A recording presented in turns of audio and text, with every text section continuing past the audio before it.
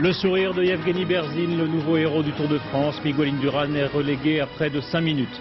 L'espoir à Vancouver avec la 11e conférence mondiale sur le sida, l'horreur en Bosnie et la découverte de nouveaux charniers. Et puis la stature d'Ariel Sharon, nouveau venu dans le gouvernement israélien.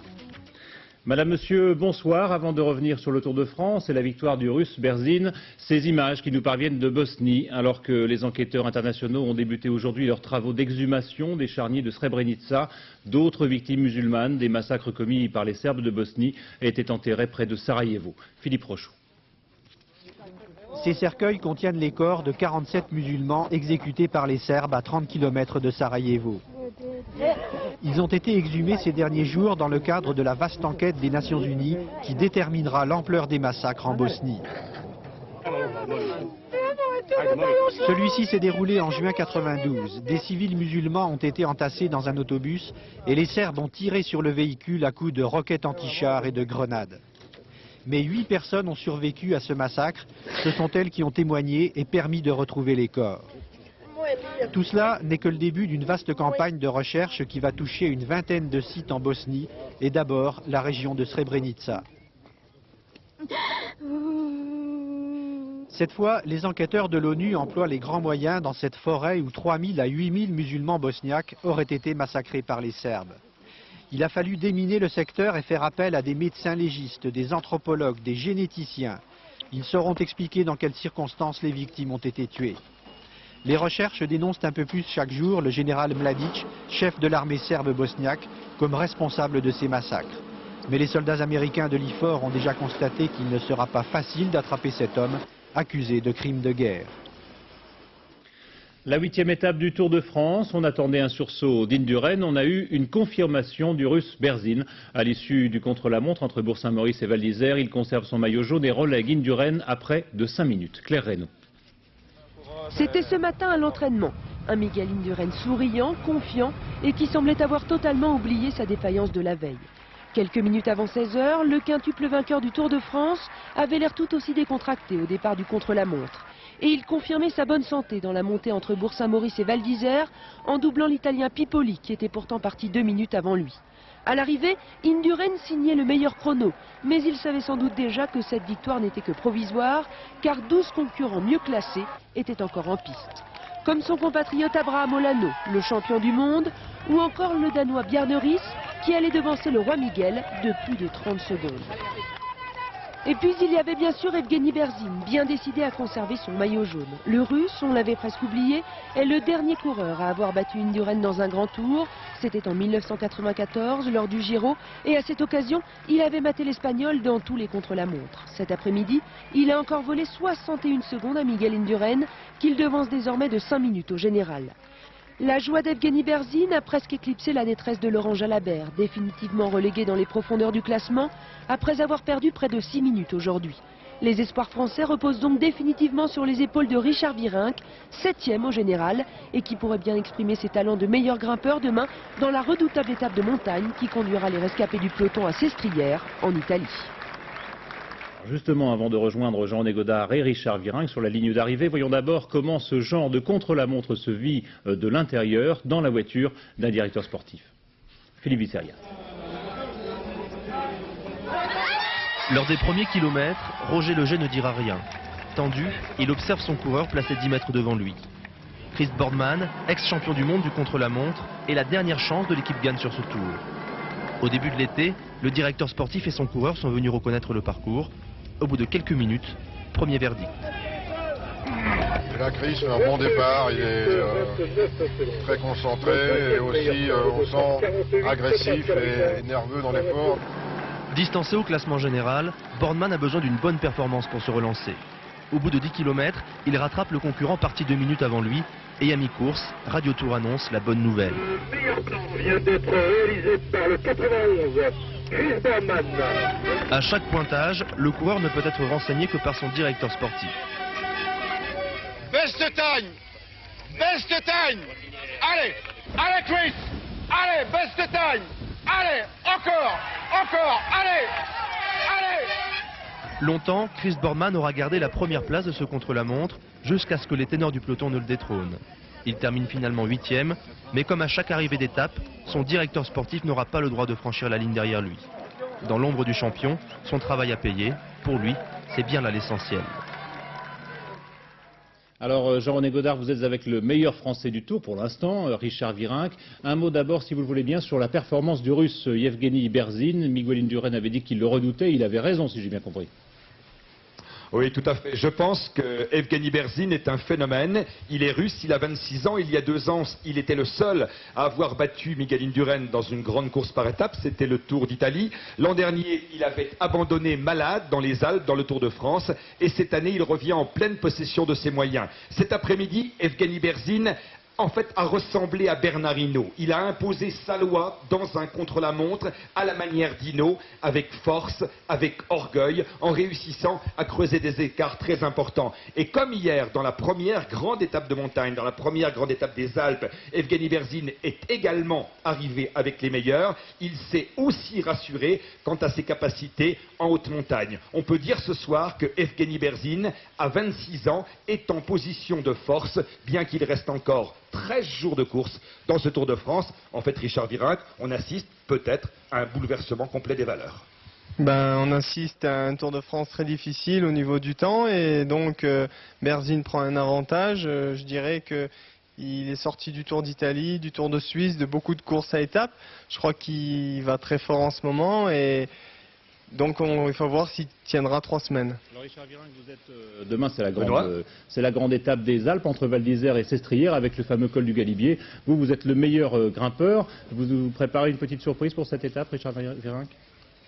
Demain, j'espère que le temps nous le sera un peu tranquille. Bon, s'il pleut et le froid n'est pas trop fort, j'essaierai de suivre les meilleurs et pourquoi pas essayer d'attaquer dans le final ou essayer d'être aux avant-postes et consolider mon maillot à poids. Et pour l'instant, ça va très bien, j'ai de bonnes sensations et j'espère que demain, ça continuera jusqu'à une quinzaine de jours. Bon courage en tout cas pour demain. La 11e conférence mondiale sur le sida s'ouvre à Vancouver sous le signe de l'espoir. Bien sûr, le sida a encore tué 1 300 000 personnes l'an dernier et près de 22 millions de personnes sont touchées à travers le monde. Mais les traitements font d'énormes progrès grâce notamment à la combinaison de plusieurs médicaments. C'est ce que l'on appelle la ou la trithérapie. Le point sur la recherche avec Jean-Daniel Flezaquier. Première avancée, les combinaisons de médicaments. On sait désormais que donner 2 ou 3 médicaments, plutôt qu'un seul, permet de ralentir la progression vers la maladie. Deuxième progrès, on peut maintenant savoir très précisément quelle est la quantité de virus présente dans le sang des patients. Grâce à une technique dite de charge virale, on peut même mesurer l'efficacité du traitement. Si cette charge virale diminue, c'est que le traitement est efficace. On savait depuis longtemps que le virus avait besoin de 2 récepteurs, en quelque sorte, de serrures, pour entrer dans les cellules. On en connaissait un depuis quelque temps, le CD4. On vient de découvrir un 2e récepteur au nom très compliqué. Il faut maintenant trouver comment bloquer ces 2 serrures simultanément. On sait depuis peu pourquoi certains séropositifs ne développent jamais la maladie en empêchant le virus de se multiplier dans leurs cellules T4. C'est parce que d'autres cellules de leur organisme, les T8, libèrent des substances appelées chémokines. Ces chémokines bloquent l'entrée du virus dans les T4. On cherche actuellement comment stimuler les chémokines chez tous les patients séropositifs. Reste la question du vaccin. Et pour les pays du tiers-monde et les pays d'Asie, comme ici la Thaïlande, l'attente risque d'être très longue. En effet, il faudrait tester le vaccin sur des milliers de personnes volontaires. Mais on ne sait toujours pas si les produits actuels sont efficaces. Les volontaires courraient donc un très grand risque. Alors on va essayer de joindre Jean-Daniel Flezaquier à Vancouver, mais dans les prisons en France, le pourcentage de personnes infectées est 10 fois supérieur à la normale. Leur prise en charge s'organise, comme c'est le cas à Fleury-Mérogis. Valérie Gagé et Christophe Hérault. Bonjour. Didier, ancien toxicomane, sait qu'il est séropositif depuis 1984. Mais c'est ici, à la prison de Fleury-Mérogis, pendant sa détention, que la maladie s'est vraiment déclarée, 12 ans plus tard. Donc là, vous avez eu votre prise de sang, on va regarder un petit peu les résultats. Sur les conseils de son médecin, Didier vient d'entamer une bithérapie, un traitement associant 2 antiviraux. Pour moi, ces médicaments-là, je les considère un peu comme les médicaments de la mort. C'est comme ça que je les appelle. Et le fait de prendre ça, c'est comme si j'avais franchi la barrière. Avant, j'étais asymptomatique. Donc pour moi, j'étais séropositif, j'avais le virus, mais tout allait bien. Et là, il a fallu que maintenant, en prenant ces cachets, c'est comme si j'étais passé de l'autre côté de la barrière. C'est comme si j'avais franchi un pas de plus, quoi. Psychologiquement, c'est dur. À Fleury-Mérogis, même les traitements les plus récents, comme les trithérapies, peuvent être prescrits aux prisonniers sidéens. Pendant leur détention, ils sont pris en charge à 100% par la sécurité sociale. En cas de besoin, ils peuvent être temporairement hospitalisés à Paris dans un service spécialisé. Nous avons une convention actuellement avec un centre référent qui est celui de la Pitié-Salpêtrière qui nous assiste pour la mise en route des protocoles thérapeutiques, pour le suivi spécialisé des patients et surtout pour leur donner à leur sortie une adresse de sortie et articuler un suivi de prise en charge lorsqu'ils quittent la prison. Karim et Gilles sortiront de prison dans quelques mois, bien décidés semble-t-il à continuer à se faire soigner.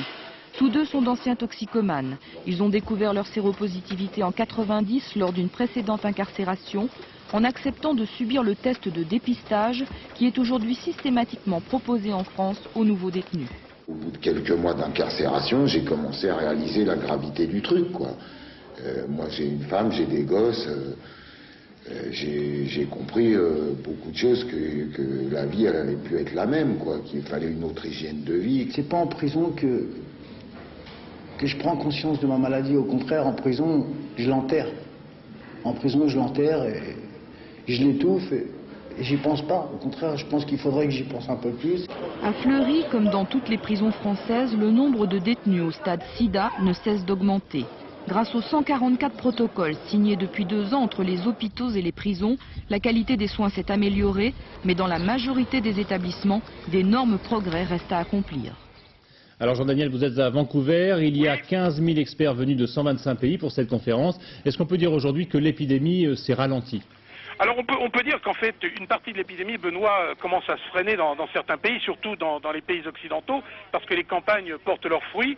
Malheureusement, pour ce qui est de l'Afrique subsaharienne, c'est-à-dire de l'Afrique noire et les pays d'Asie du Sud-Est, on est beaucoup moins optimiste. Autre point, je dirais, d'optimisme, ce sont les traitements, et notamment ceux dont on parlait beaucoup ces derniers temps, ce qu'on appelle les bi- et trithérapies, la combinaison de 3 médicaments. Avec un petit peu plus d'1 an de recul maintenant, on commence à se rendre compte que ces traitements sont relativement efficaces, pour l'instant, tiennent les promesses qu'on avait vu apparaître au bout de quelques mois, et de ce côté-là, c'est vrai que c'est un espoir raisonnable, mais un espoir certain. Alors un petit mot, si vous voulez bien, Jean-Daniel, bien que le son soit un peu décalé puisque vous êtes au téléphone par satellite, un petit mot sur le vaccin. Est-ce qu'il y a des espoirs en ce qui concerne un éventuel vaccin sur le sida ? Alors là, je dirais que c'est peut-être le point noir. Vous savez que le vaccin concerne majoritairement aujourd'hui les pays du tiers-monde. C'est là qu'il serait le plus efficace. Eh bien, il y a une certaine réticence, voire même un frein de la part des grosses compagnies pharmaceutiques parce que, eh bien, ça coûte une fortune de développer un vaccin. Si le vaccin existe, il coûtera très cher par individu. Et les compagnies pharmaceutiques ne sont pas très pressées de mettre de l'argent sur un marché comme celui du tiers-monde qui ne leur rapporte pas. C'est la malheureuse réalité économique. En revanche, aujourd'hui, ici, beaucoup de personnes souhaiteraient qu'on accélère un peu le pas. Il y a 20 vaccins qui sont prêts à être testés, mais comme on ne sait pas non plus quel est le critère d'efficacité, on a très peur parce que vacciner des gens avec un produit dont on ne sait pas s'il est efficace et ensuite les mettre dans une situation à risque, s'ils se contaminent, personne ne se sentira très à l'aise. Donc l'espoir d'un vaccin, lui, semble être vraiment reculé relativement loin dans le temps. Merci Jean-Daniel et bien sûr on suivra cette conférence sur l'antenne de France 2.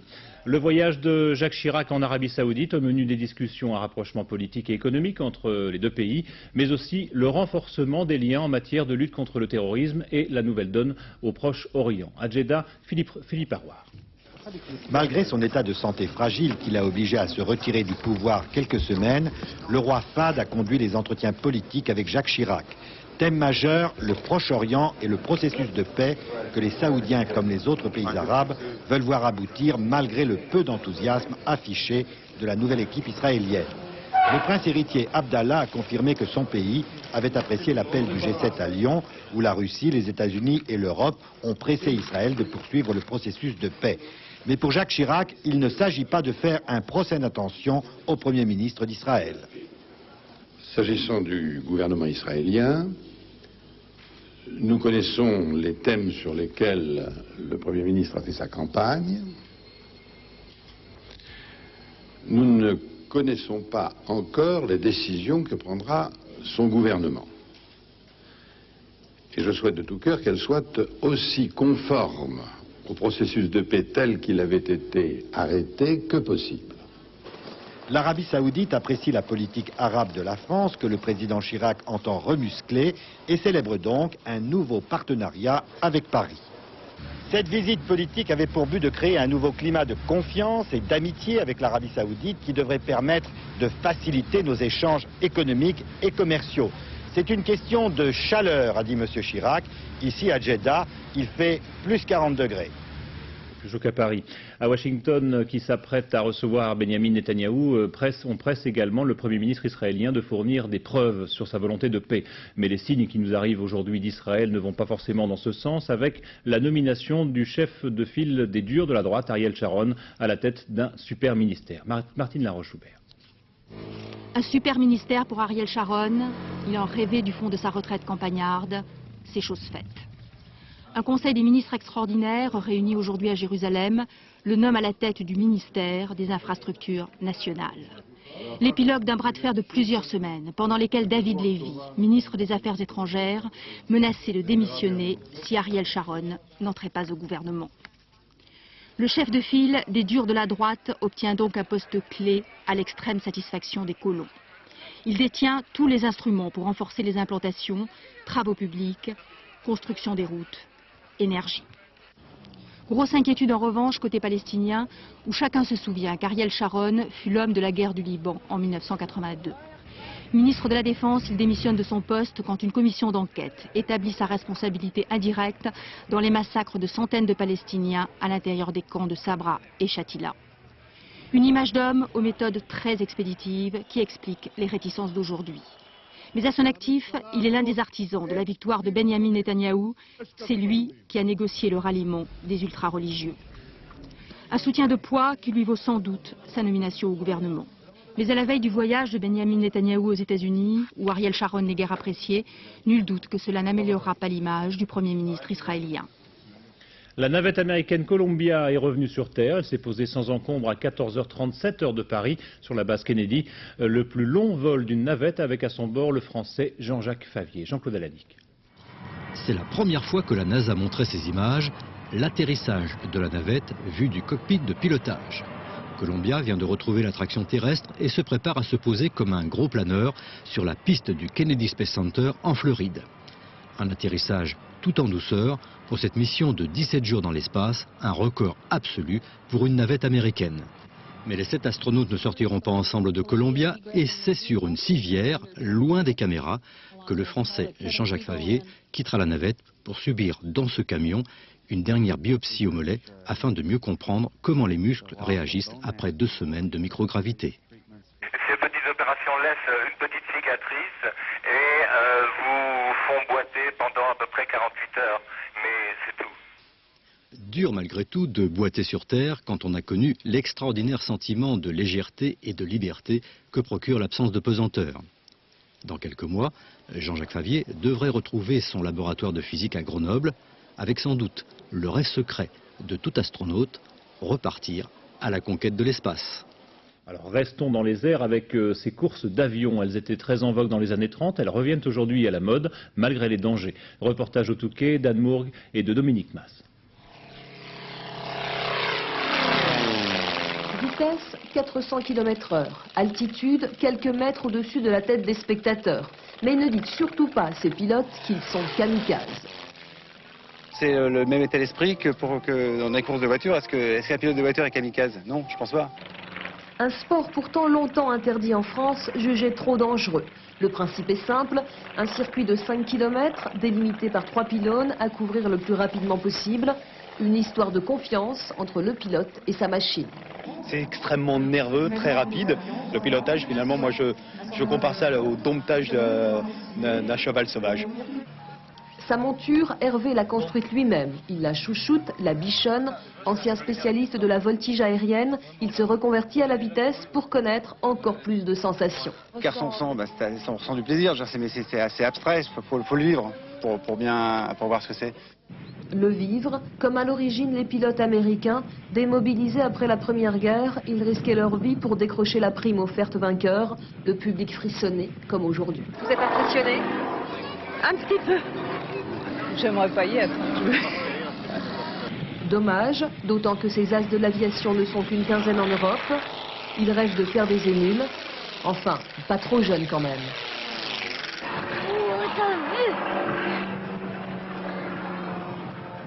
La méthode est originale. Un couple de la région de Caen met en vente sa maison pour 250 francs. Il s'agit d'une loterie ou plutôt d'un jeu concours, une méthode inspirée des États-Unis. Muriel Paradon. Ghislain et Françoise Vaillant, des négociants proches de la retraite, ont décidé de vendre leur maison. Mais pas question pour eux de recourir aux agents immobiliers ou aux petites annonces. Le couple Vaillant veut tout simplement organiser un concours où il faut répondre à des questions culturelles très pointues. Coût de la participation au jeu 250 francs et la maison appartiendra aux gagnants. Avec 15 000 réponses, l'opération est rentable. Une méthode originale sans précédent en France pour des particuliers. Nous avons eu connaissance d'une vente qui a eu lieu aux États-Unis et c'est comme ça que nous avons pensé pouvoir, si ça rentrait dans la législation française, pouvoir vendre de cette manière. Alors nous avons consulté un avocat. Et donc c'est légal. C'est légal. Légal, oui, puisqu'aucun texte ne l'interdit. C'est ce qu'on appelle un vide juridique. Les époux Vaillant assureront tous les frais de la transaction, donc pas d'inquiétude pour le regagnant. Mais pour les notaires, bien des incertitudes juridiques demeurent. Il faut savoir de toute façon qu'un concours ne peut pas transférer le droit de propriété. Le droit de propriété se transférera au moyen d'un contrat qui sera dressé par un notaire, puisque c'est obligatoire, et qui la plupart du temps est un contrat de vente. Autre incertitude donc, combien cette vente va-t-elle rapporter aux époux Vaillant? De quoi assurer leur retraite s'il y a plus de 15 000 réponses? En dessous, le concours sera annulé et les participants remboursés. À Pamplune, le premier Anciero de la San Fermín a fourni son lot habituel de blessés, 6 au total, dont 2 assez sérieux. L'Anciero, c'est le lâcher de taureaux à travers les rues de Pamplune, comme vous le voyez, pour rejoindre les arènes. Chaque matin, les plus téméraires s'amusent à courir devant les taureaux. Et bien sûr, ça ne va pas sans risque. En cas de chute, le conseil des autorités de Pamplune, diffusé par haut-parleur, est le suivant. Protégez-vous la tête avec les mains et restez immobiles en attendant que les taureaux soient passés. Et les taureaux sont passés. C'est mieux qu'un championnat du monde, ça vaut tous les trophées de la Terre en matière de pétanque. La Marseillaise, c'est 9600 joueurs, c'est 700 000 francs de récompense. Yannick Aroussi et Jean-François Giorgetti à Marseille. 9600 joueurs, 19 200 boules, 1600 bouchons, 100 000 spectateurs, des carreaux par milliers, le tout réparti sur 20 sites dans Marseille. Voilà la première matinée du mondial La Marseillaise à pétanque, côté chiffres. Mais bientôt, les gosiers se dessèchent et l'heure de l'apéritif arrive.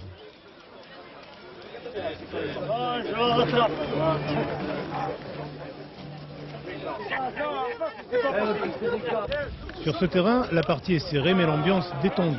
Pour ces boulistes, pas question de pantoufler, ils sont venus depuis Esperanza dans l'Aude pour participer dans leur tenue traditionnelle. Là, ça ressemble au carnaval qu'on fait de chez nous dans l'Aude. L'ermite, on appelle ça l'ermite. L'ermite, c'est un chapeau melon et une chevelure de nuit. On est pauvres et quand on passe dans les villages, on ne fait que la quête.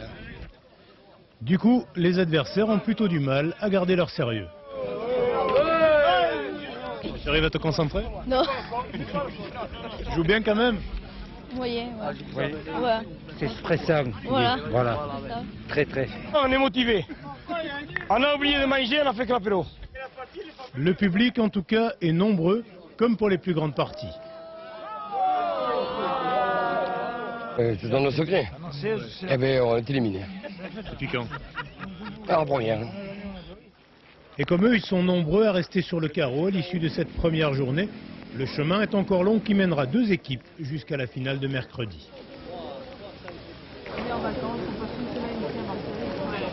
L'idée est farfelue, elle est anglaise. Pour meubler son paisible dimanche, un fermier a choisi d'organiser des promenades en chars, dans des vrais chars, des chars d'assaut de l'armée britannique. Il suffit de payer et l'aventure commence. Bernard Lebrun.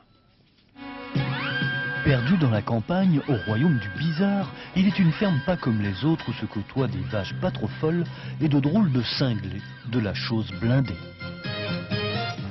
Une exploitation agricole transformée en base militaire, plus vraie que nature, pour civils en mal d'émotion, conducteurs du dimanche d'engins démilitarisés. Mais pas n'importe lesquels, des chars d'assaut de 55 tonnes, des tanks chieftains réformés, des chenillettes ou autres tout-terrain.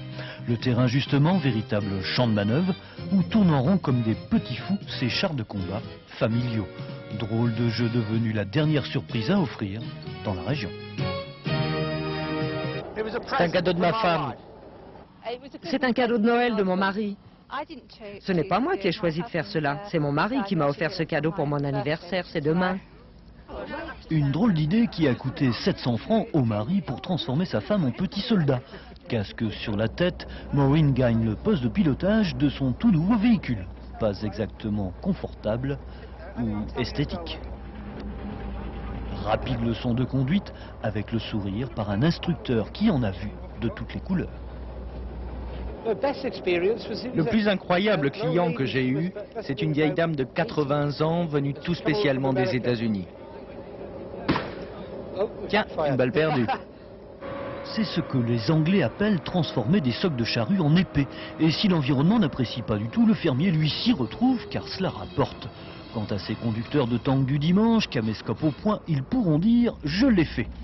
Rassurez-vous, en Angleterre aussi, l'on s'interroge pour savoir si le plus incroyable, c'est que cela existe ou qu'il y ait des clients. Le tennis à Wimbledon, le néerlandais Richard Krajicek remporte la finale en battant l'américain Malivai Washington 6-3, 6-4, 6-3. Une rencontre souvent interrompue par la pluie quand elle n'était pas perturbée par des spectateurs. François Brabant.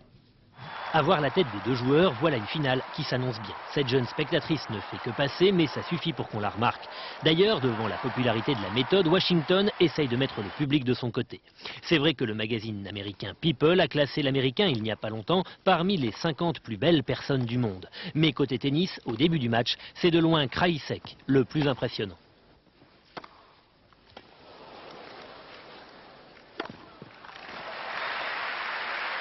Premier set au néerlandais, 6 jeux à 3. Seule porte de salut pour l'américain, le ciel. Car contrairement à ce que pensait la jeune femme de tout à l'heure, il ne va pas faire très chaud à Wimbledon. Après 2 averses, on croit que le bel élan de Krajicek est rompu, mais non. Et après la 3e averse, le néerlandais est carrément injouable. Washington perd 3 fois son service et s'incline en 3-7 à la 2e balle de match.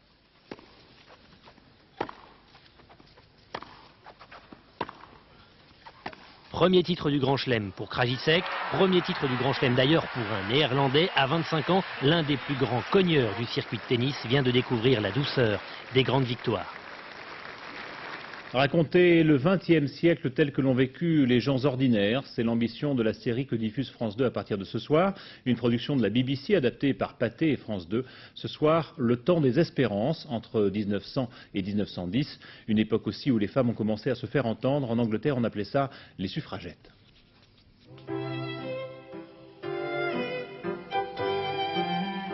Dans l'imaginaire du temps, la femme est généralement cantonnée au foyer ou à la frivolité mondaine.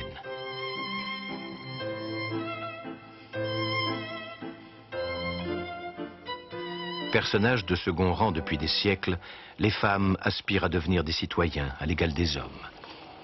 Plus question de travailler pour un salaire inférieur de moitié sans autre droit que le silence. En Angleterre et aux États-Unis essentiellement, les suffragettes multiplient les manifestations, entament des grèves de la faim en prison et dénoncent l'injustice d'une société sexiste.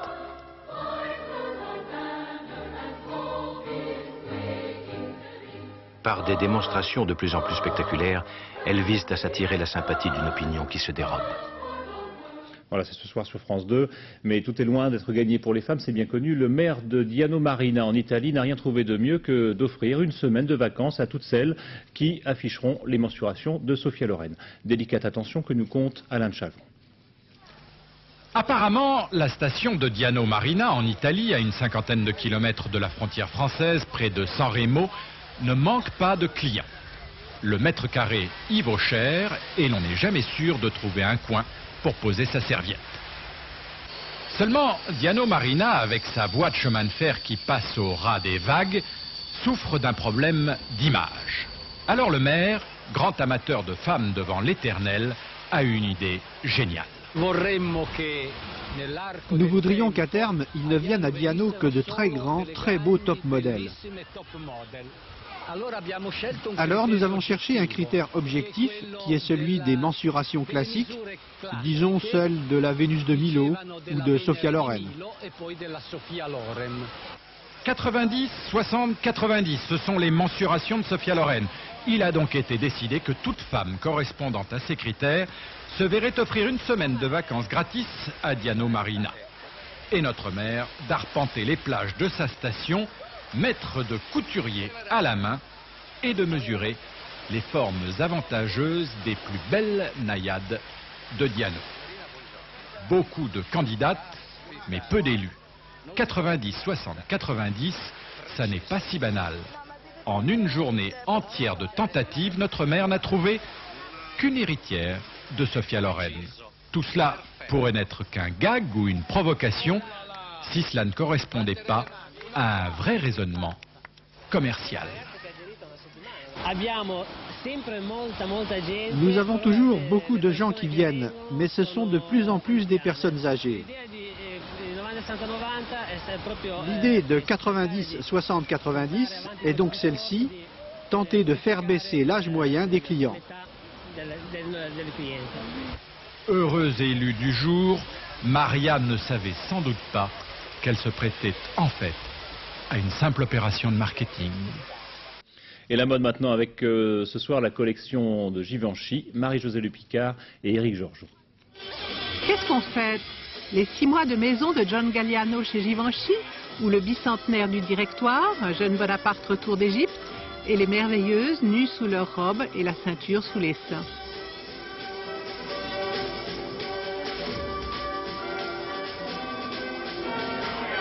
Pas de tailleur, de petites robes, de manteaux.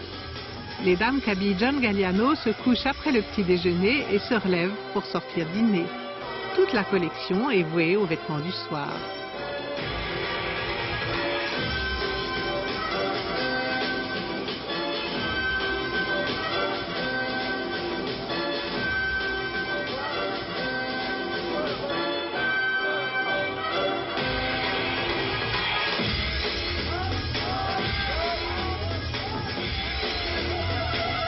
Avec l'arrivée de John Galliano chez Givenchy, l'image change forcément de style. Et le nouveau parfum, qui sort en septembre, tranche lui aussi avec l'élégance aristocratique qu'avait toujours eu la maison. John Galliano nous apporte une femme star, une femme mythique. Ce qui, pour un parfumeur, est un très beau sujet. Fleuri charnel, un frais chaud, l'expression d'une ambiguïté. C'est l'élégance des femmes fatales.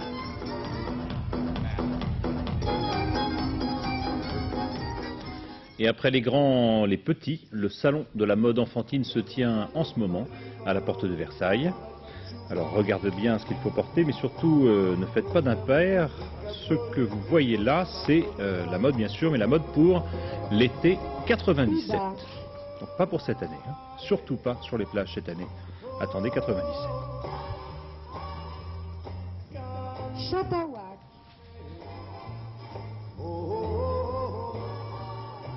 Voilà comment habiller vos chers bambins donc l'an prochain. En été. Au revoir mes enfants. Voilà, c'est la fin de cette édition. Merci de l'avoir suivi. Dans un instant, la météo de Nathalie Riouet. Le dernier journal, ce sera Florence Daucher vers 0h10. Je vous retrouve quant à moi à 13h demain et bonne soirée sur France 2.